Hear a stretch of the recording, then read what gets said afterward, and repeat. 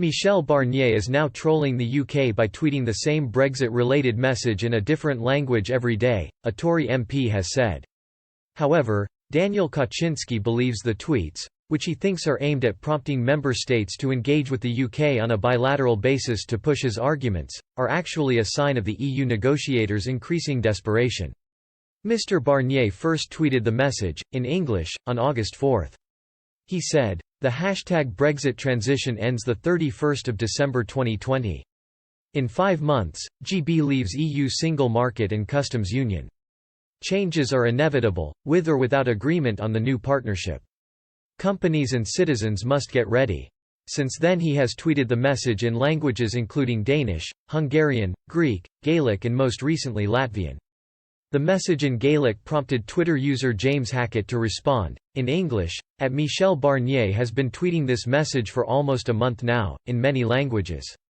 The end date is closing rapidly and he wants to ensure that the UK becomes sufficiently pressured that it backs down and agrees to his demands, again. All Remainers need to scream disaster. Mr. Kaczynski, MP for Shrewsbury and Atcham, agreed Mr. Barnier's strategy amounted to a form of trolling, adding, "I think Mr. Barnier is now realising that he is heading towards the end of the road. Eurozone meltdown, deep divisions rupture EU, Germans not happy he has made massively miscalculated his interlocutive strategy, narrative and objectives.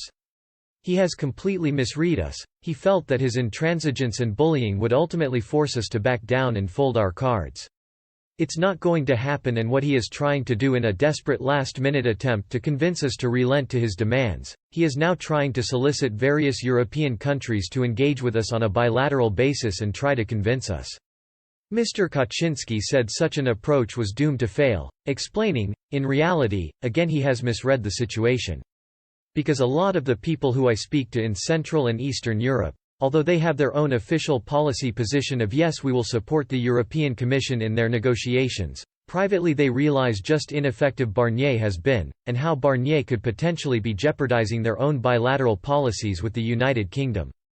Mr. Kaczynski pointed out the UK was number 2 or number 3 when it came to the most important trading partners for many countries in Central and Eastern Europe.